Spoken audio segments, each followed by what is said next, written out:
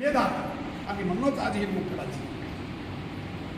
आणि तुम्ही एवढं असं सुंदर असं भक्तिमय वातावरण तयार करून दिलं भजनाच्या माध्यमातून. भजनच म्हणजे ईश्वराचं नामस्मरण करण्याचं माध्यम आहे. आणि भजनामुळे असं भक्तिमय असं वातावरण तयार होतं, मन प्रसन्न होतं. मग तो हॉलमध्ये असो खुल्या मैदानात काय असो ना, पण कसं असं भक्तिमय वातावरण तयार होतं, मन असं प्रसन्न होतं, मन खुलून जातं, निसर्गरम्य असं वातावरण तयार होतं. आणि म्हणूनच मला म्हणावंसं वाटतं की संत कृपा झाली इमारते फळा. बरोबर आहे. संत कृपा झाली इमारते फळा आली, ज्ञान देवा रचला पाया त्याने उभारीचा देवा. धनाधनी एक नातं धावच फडकविला भागवत, नामा भयाचा कीर्तन त्याने केला दिसला. तुका मने झालासी कळस अजून साथ ही संताची संतान. आणि म्हणूनच आपण आज अहो आमचं तुमचं ठाणे वर्धा जिल्हा कुठे आहे आणि आमचा नागपूर जिल्हा कुठे आहे, पण आज आपण एकत्र का बरं आलो?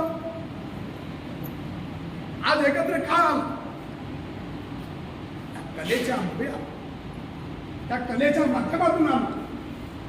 म्हणजे कला ही नुसतं कलाच नाही, तर हे माणसं जोडण्याचं सुद्धा काम करतं, माणसं जोडण्याचं सुद्धा कार्य करतं, माणसं घडवण्याचं सुद्धा काम करतं. आणि म्हणून संतांना म्हटलंय माणूस द्या, म्हणजे माणूस संतांनी म्हटलंय माणूस द्या. म्हणून तुमच्या या संतांचं हे जे भजन गाता गाता असून मला एक कल्पना सुचली. मी एक कलावंत आहे, छोटासा कलावंत आहे, म्हणून मला पण थोडंसं म्हणजे ते कल्पना येतं, कल्पना सुचतं, म्हणून मी सगळं करत असतो.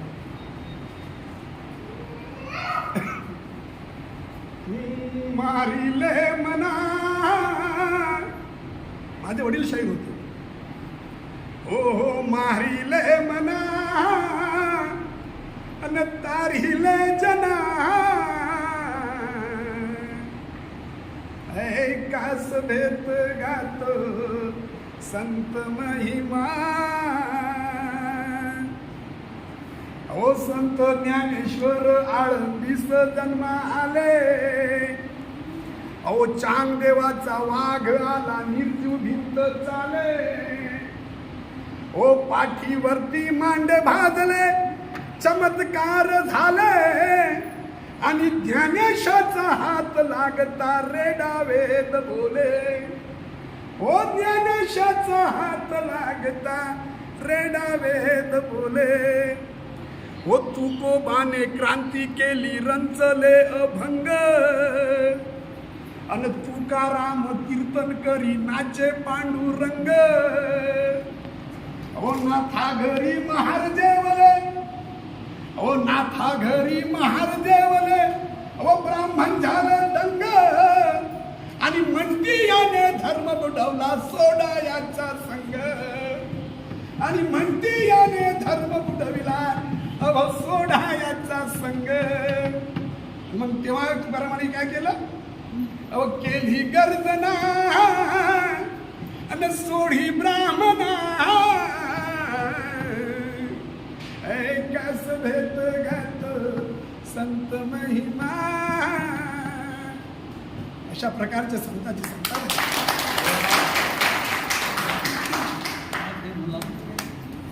अशा प्रकारे संतांची मी संतावली तुमच्यापर्यंत पोहोचवली.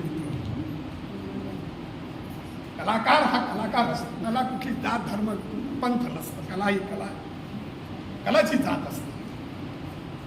त्याही पलीकडे आपल्याला काम करायचं, नुसतं आपल्याला कलाकारीच करायची नाही आहे, कार्यक्रमच करायचे नाही. त्याच्या पलीकडे आपल्याला बरेच काम आहे. कलाकारांनी राष्ट्र घडवलं, कलाकारांनी समाज घडवला आहे. समाज घडवण्याचं काम कलाकारांनी केलेलं आहे. स्वातंत्र्यापासून तर स्वातंत्र्यापर्यंतचा इतिहास बघा, हे कलाकारांनी केलेला आहे. कलाकारांनी आपल्या प्राणाची आहुती दिलेली आहे, आणि म्हणून आज आपल्याला स्वातंत्र्य मिळालेलं आहे. त्या कलाकारामध्ये असं सडसडतं रक्त असतं. कलाकार हा निस्वार्थ असतो. कलाकार हा निर्मोही असतो. त्याला कुठल्याच प्रकारचं स्वार्थ नसतो, त्याला कुठल्याच प्रकारचा मोह नसतो, त्याला कुठल्याच प्रकारची आस्था नसते. समाजसेवा हीच त्याची ईश्वर असते, आस्था असतं, हीच समाजसेवा हीच त्याची भक्ती असते, समाजसेवा हीच त्याची वृत्ती असते. हा असा कलाकार असतो. राष्ट्रसंत तुकडोजी महाराज हे कलाकार. समाज घडवलं, राष्ट्र घडवलं, राष्ट्र जागृती केली, राष्ट्रसंत म्हणतात. संत गाडगे महाराज अशिक्षित होते, एकही वर्ग शिकले नव्हते, परंतु त्यांची ख्याती पूर्ण जगभर आहे. कशामुळे? कलेमुळे, कलाकारीमुळे. आज त्यांना ओळखतं कशामुळे? त्यांच्या कलाकारांमुळे. आणि हेच समाजात त्यांची शाळा होती, समाजात त्यांचं विद्यापीठ होतं. ह्याच तुमच्यासारख्या आमच्यासारख्या लोकांकडून शिक्षण घ्यायचे. आपण कसे वागतो, आपण कसे बोलतो, कसे चालतो, काय चालीरीती आहे, कुठले आपण रूढी परंपरा, कुठले आपण त्याचे संस्कार आपण पाळतो आहे, कुठल्या रूढी आपण चालतो आहे, कुठल्या रूढीप्रमाणे आपण चालतो आहे, कुठल्या रूढी परंपरेप्रमाणे आपण कार्यक्रम करतो आहे, याचं सर्व आणि सूक्ष्म रीतीने अभ्यास केला. आणि मग माणूस कुठे चुकतोय, कुठल्या अनिष्ट रूढी परंपरेवर माणूस चालतोय, त्याच्यावर अन्याय होतोय का, हे बघून मग संत गाडगे महाराजांनी त्या अनिष्ट रूढी परंपरेवर हल्ला चढवला आणि समाज प्रबोधन केलं आणि समाज घडवला. ते आपले राष्ट्रसंत तुकडोजी महाराज आणि गाडगे महाराज, त्यांचे आपण वंशज आहोत, त्यांचे आपण पाईक आहोत आणि आपल्याला तेच करायचं. नुसते कलाकार, नुसतं कार्यक्रम करून कलाकारी करणे हेच आपलं एवढंच आपला धर्म नाही, तर आपल्याला समाज घडवायचा, राष्ट्र घडवायचा, माणूस घडवायचा आहे.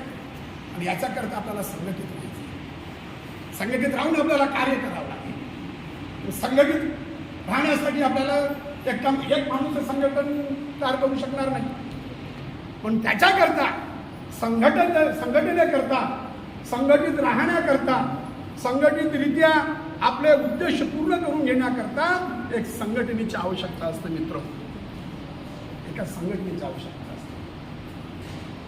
एक व्यक्ती सगळं काय करू शकतो का? आज आपण कुटुंबामध्ये सुद्धा आपण राहतोच. आई वडील, त्याचे मुलं बाळं, हे कुटुंब अशा प्रकारचा एक परिवार असतो, अशा प्रकारचा एक कुटुंब असतो. आणि त्या कुटुंबात राहून आपण जे कार्य करतो, जे काम करतो, जे आपल्याला पाहिजे आहे ते आपण करून घेतो, ते एकटा माणूस करू शकतो का? कुटुंब सुद्धा एक संघटन आहे. कुटुंब सुद्धा एक संघटितरित्या काम करणारी एक संस्था आहे. म्हणून आपल्या एक कुटुंबापुरता आपण मर्यादित असतो. एक कुटुंब आपण एक संघटन, बाकी दुसऱ्या कुटुंबाचा आपण विचार करत नाही.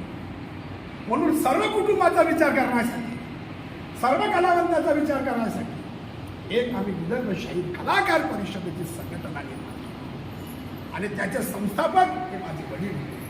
2000 आता